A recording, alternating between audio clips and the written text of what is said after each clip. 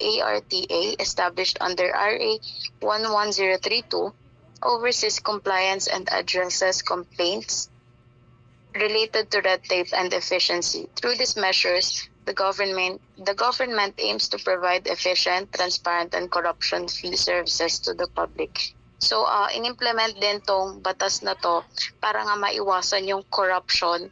Kasi kapag kumuha ka ng fixer, syempre magbabayad ka ng mas malaki kaysa sa normal na processing fee sa pagkuha ng license.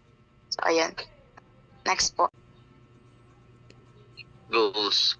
RA 9485, also known as the Anti-Red Tape Act of 2007, aims to in government office like the LTO.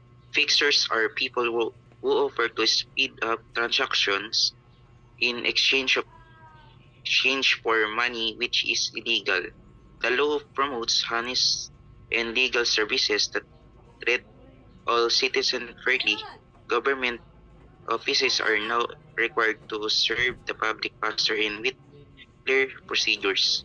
This is help people avoid long lines, delays in illegal payments. So ito naman po is yung ito yung batas na kailangan nasundin natin para yung mga fixer na is matanggal. So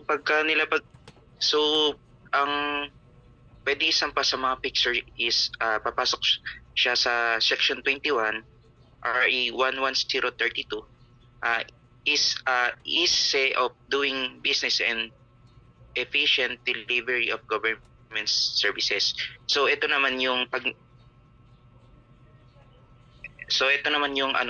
yung pagka nahuli yung pwede siyang matanggalan ng trabaho.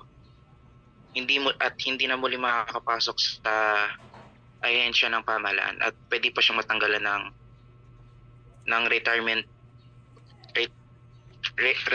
benefits. So siya ay maaaring mabilanggo ng 1 year hanggang 1 year to 6 years and pwede siya magmulta ng 500,000 to 2 million. Yun lang po, maraming salamat. Goals. One of the main goals of this law improve the quality of service in public officer. Every agency, including the LTO, must display citizen character, the list, the step, this and that, and time need for each transaction.